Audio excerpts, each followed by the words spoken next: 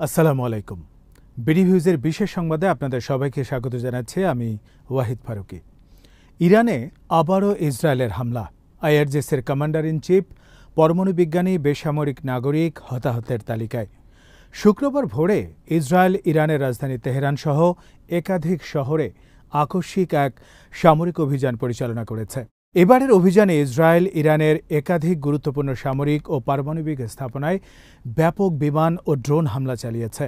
Operation rising lion নামে পরিচিত এই হামলায় ইরানের শীর্ষ সামরিক কর্মকর্তা ও পরমাণু বিজ্ঞানীরা নিহত হয়েছেন।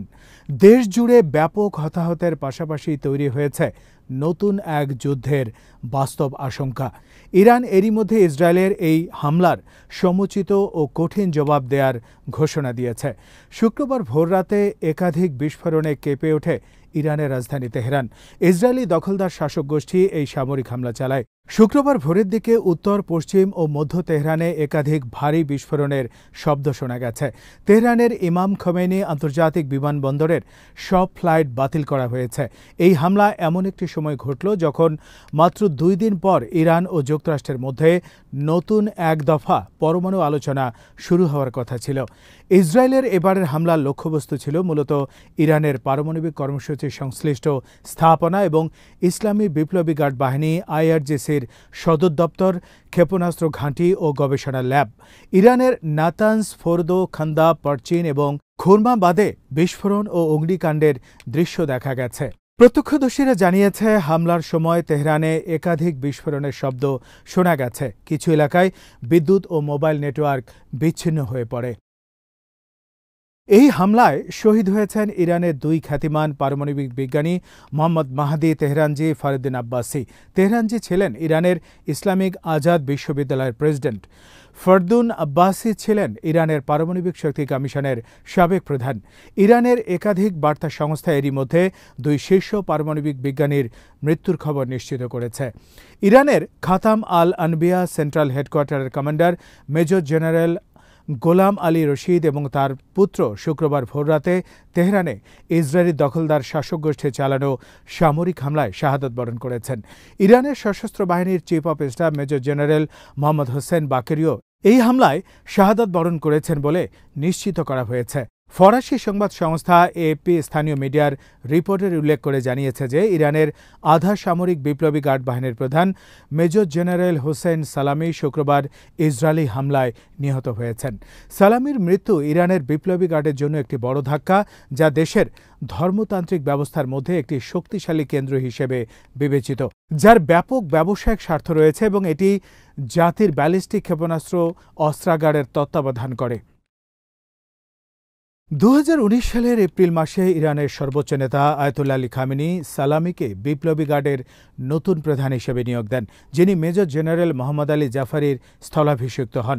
সালামি 1960 সালে ইরানের ইস্পাহান প্রদেশের গোলপায়নগানে জন্মগ্রহণ করেন। 1980 সালে তিনি ইরানের বিপ্লবী গার্ডে যোগ দেন। ইরাক-ইরান যুদ্ধের সময় তার প্রথম সামরিক সংগঠনের সঙ্গে পরিচয় এবং যুদ্ধকালীন অভিজ্ঞতা তাকে ধীরে ধীরে উচ্চ পদে উন্নীত করে। সালামি মার্কিন যুক্তরাষ্ট্র এবং তার মিত্রদের বিরুদ্ধে তার প্রবল ভাষণের কারণে গার্ডের মধ্যে ব্যাপক জনপ্রিয়তা অর্জন করেন।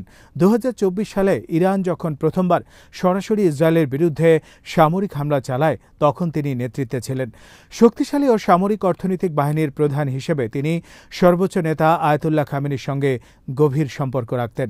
তার অধীনে আইআরজিসির প্রভাব অনেকটাই বেড়ে গিয়েছিল। জেনারেল কাসেম সোলাইমানের শাহাদাতের পর তিনিও গাজার হামাস, ইয়েমেনের হুথি বিদ্রোহী এবং ইরাকে মিলিশিয়াগুলোকে প্রত্যক্ষ ও পরোক্ষভাবে সমর্থন দিয়ে যাচ্ছিলেন। ডোনাল্ড ট্রাম্প তার প্রথম মেয়াদে আইআরজিসিকে সন্ত্রাসী সংগঠন হিসেবে ঘোষণা করার কয়েক সপ্তাহ পর সালামিকে এই বাহিনীর প্রধান করা হয়। যুক্তরাষ্ট্রের সন্ত্রাসী তালিকাভুক্তি সম্পর্কে সালামি বলেন, তিনি এবং আইআরজিসি গর্বিত যে মার্কিন যুক্তরাষ্ট্র তাদের সন্ত্রাসবাদী সংগঠন হিসেবে তালিকাভুক্ত করেছে। এই হামলায় ইরানের রাজধানীতে বেশ কয়েকটি আবাসিক ভবন লক্ষ্যবস্তুতে পরিণত হয়, যার ফলে বেসামরিক নাগরিকেরাও নিহত হয়েছেন। বেসামরিক হতাহতের দিক থেকেও চিত্র ভয়াবহ। রাজধানী তেহরানে কয়েকটি আবাসিক এলাকার উপর ড্রোন ধ্বংসের ফলে অন্তত 23 জন সাধারণ নাগরিক, যার মধ্যে 5 শিশু ও 7 নারী নিহত হয়েছেন। আহত হয়েছেন ১২০ জনেরও বেশি মানুষ, যাদের মধ্যে অনেকেই আশঙ্কাজনক অবস্থায় হাসপাতালে ভর্তি আছেন। বিশ্লেষকরা মনে করছেন ইসরায়েল দূরপাল্লার ইয়াগলোক মিসাইল ও স্টেলথ ড্রোন ব্যবহার করেছে, যেগুলো সাইপ্রাস ও কুর্দিস্তানের বেস থেকে উৎক্ষেপণ করা হয়েছে। এছাড়া কিছু হামলা সম্ভবত সাবমেরিন থেকে চালানো হয়েছে, তবে এ বিষয়ে এখনও পুরোপুরি নিশ্চিত তথ্য পাওয়া যায়নি। বিশ্লেষকদের মতে ইরান যখন যুক্তরাষ্ট্রের সাথে আলোচনা করতে আগ্রহী, তখন পরিকল্পিতভাবে আন্তর্জাতিক পারমাণবিক শক্তি কমিশন ইরানকে কারণ ছাড়াই চুক্তি ভঙ্গের দায়ে অভিযুক্ত করেছে। মূলত এর মাধ্যমে তারা ইরানে আক্রমণ করার সুযোগ তৈরি করে দিয়েছে, আর ইসরায়েল এই সুযোগটাই লুফে নিয়েছে। ইসরায়েলের এই হামলার মূল উদ্দেশ্য ছিল ইরানের পারমাণবিক কর্মসূচির অগ্রগতিকে পেছনে ঠেলে দেয়া, আইআরজিসি ও কুদস ফোর্সের নেতৃত্বকে দুর্বল করা এবং ভবিষ্যতের জন্য ইরানের সামরিক ও পারমাণবিক সক্ষমতা হ্রাস করা। ইরানের সশস্ত্র বাহিনীর মুখপাত্র ব্রিগেডিয়ার জেনারেল আবুল ফজল শেখারচি সতর্ক করে বলেছেন, এই হামলার জন্য ইসলামী প্রজাতন্ত্র ইরান নিঃসন্দেহে ইসরায়েলি দখলদার গোষ্ঠী এবং যুক্তরাষ্ট্রকে কঠিন জবাব দেবে। তিনি বলেন, শত্রুদের এই হামলার চরম মূল্য দিতে হবে এবং ইরানের সশস্ত্র বাহিনীর পক্ষ থেকে একটি কঠিন প্রতিক্রিয়ার জন্য প্রস্তুত থাকতে হবে। তিনি হুঁশিয়ারি উচ্চারণ করে বলেন, শত্রুদেরকে এর চরম মূল্য দিতে হবে এবং ইরানের সশস্ত্র বাহিনীর পক্ষ থেকে কঠিন প্রতিক্রিয়ার জন্য প্রস্তুত থাকতে হবে। তিনি বলেন, ইরানের সশস্ত্র বাহিনী শতভাগ প্রস্তুত এবং অবশ্যই একটি শক্ত জবাব দেয়া হবে। মুখপাত্র আরও নিশ্চিত করেন যে এই হামলায় একাধিক কর্মকর্তার বাড়ি লক্ষ্যবস্তুতে পরিণত হয়েছে এবং এতে কর্মকর্তা ও বেসামরিক নাগরিকদের শাহাদাত ঘটেছে। জেনারেল শেখারচি হুঁশিয়ারি দিয়ে বলেন, খুব শিগগিরই জায়নিস্ট দখলদার শাসক গোষ্ঠী ও যুক্তরাষ্ট্রের মুখে একটি তীব্র চপটাঘাত আসছে। আর ইরানের সশস্ত্র বাহিনীর জেনারেল স্টাফ ইরানি জনগণকে আশ্বস্ত করে বলেছেন, ইরানের সেনাবাহিনী এমন এক বিধ্বংসী জবাব দেবে যারা এই হামলার আদেশ দিয়েছে, বাস্তবায়ন করেছে এবং পৃষ্ঠপোষকতা করেছে, তারা তাদের কর্মের জন্য কঠোর অনুশোচনায় পড়বে। ইসলামী বিপ্লবের সর্বোচ্চ নেতা আয়াতুল্লাহ সাইয়েদ আলী খামেনি এই হামলার তীব্র নিন্দা জানিয়ে জায়নিস্ট শাসক গোষ্ঠীকে কঠোর শাস্তির হুঁশিয়ারি দিয়েছেন। তিনি বলেন, এই অপরাধের মাধ্যমে জায়নিস্ট শাসক গোষ্ঠী নিজেদের জন্য এক তিক্ত ও বেদনাদায়ক পরিণতির পথ তৈরি করে নিয়েছে। তারা অবশ্যই দেখতে পাবে। ইরানের সশস্ত্র বাহিনীর জেনারেল স্টাফ এক বিবৃতিতে সতর্ক করে দিয়েছে যে ইরানের সামরিক ও বেসামরিক এলাকাগুলোর উপর ইসরায়েলের অপরাধমূলক হামলার জবাবে ইসলামী প্রজাতন্ত্র একটি ধ্বংসাত্মক প্রতিক্রিয়া দেখাবে। তিনি বলেন, আবাসিক এলাকায় হামলা চালিয়ে তাদের দানবীয় প্রকৃতি প্রকাশ করে জায়নিস্ট শাসক গোষ্ঠী ভয়াবহ এক অপরাধ সংঘটিত করেছে। এজন্য তাদেরকে ভয়ঙ্কর পরিণতির জন্য প্রস্তুত থাকতে হবে।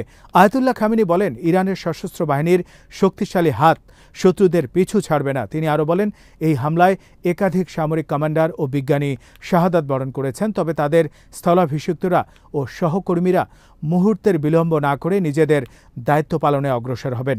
তিনি সতর্ক করেন, এই জঘন্য অপরাধের মাধ্যমে জায়নিস্ট শাসক গোষ্ঠী নিজের জন্য এক তিক্ত ও বেদনাদায়ক পরিণতির ভিত্তি তৈরি করেছে, যা তাদের অনিবার্যভাবে ভোগ করতে হবে।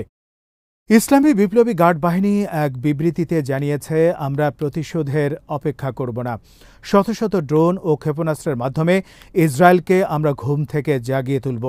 ইরান ইতিমধ্যেই কাসেম বাশির নামে মাঝারি পাল্লার ব্যালিস্টিক মিসাইল মোতায়েন করেছে, যার পাল্লা ১২০০ কিলোমিটার পর্যন্ত এবং এটি ইসরায়েলের অভ্যন্তরে প্রায় সব গুরুত্বপূর্ণ শহরেই আঘাত হানতে সক্ষম। ইরানে ইসরায়েলি হামলার পর মধ্যপ্রাচ্য জুড়ে চরম উত্তেজনা ছড়িয়ে পড়ে। ইরাক, সিরিয়া ও লেবাননে ইরান ঘেঁষা মিলিশিয়ারা নিজেদের প্রস্তুত রাখার নির্দেশ পেয়েছে। হিজবুল্লাহ ঘোষণা দিয়েছে, ইরানের সঙ্গে যে কোনো পাল্টা হামলায় তারা সক্রিয়ভাবে অংশ নেবে। ইয়েমেনের হুথি বিদ্রোহীরাও সৌদি আরব ও সংযুক্ত আরব আমিরাতের ঘাঁটিতে হামলার হুমকি দিয়েছে। অপরদিকে যুক্তরাষ্ট্র, যুক্তরাজ্য ও ফ্রান্স তাদের কূটনৈতিক মিশনের নিরাপত্তা বাড়িয়েছে এবং ইরাকে নিজেদের দূতাবাস আংশিকভাবে বন্ধ করে দিয়েছে। এরই সাথে শেষ করছি এখনকার সংবাদ। সবাই ভালো থাকুন, সুস্থ থাকুন আর নিরাপদে থাকুন। আল্লাহ হাফেজ।